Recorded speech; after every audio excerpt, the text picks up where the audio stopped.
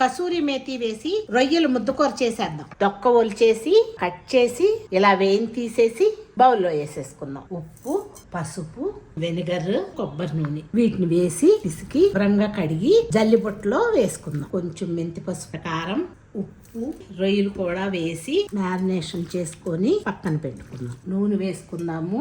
రొయ్యల్ని వేసేద్దాం. తిప్పి మూత పెడదాం. నీరంతా ఎగిరిపోయి ఇలా నూనె వచ్చేసింది బయట. మసాలాలన్నీ వేయించి గ్రైండ్ చేసి తీసుకొని వద్దాం.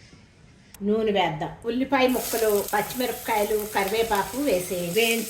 వేయించాం కదా, రొయ్యల్ని వేసేయండి. మసాలాని వేసేయండి. తిప్పి వేడి నీళ్ళు పెట్టుకోండి. ముక్కలకు పట్టే వరకు వేయించుదాం. మసులుతున్న నీళ్ళని వేసేయండి. ఇలా తిప్పుకొని మూత పెట్టండి. చివరిలో కొంచెం అల్లం వెల్లుల్లిపాయ పేస్ట్ వేయండి. ఒక 2 minutes మగ్గనిద్దాం. నూనె పైకి వచ్చేసింది చూడండి. కొత్తిమీర వేసుకొని వేసి ఫ్రై చేయండి.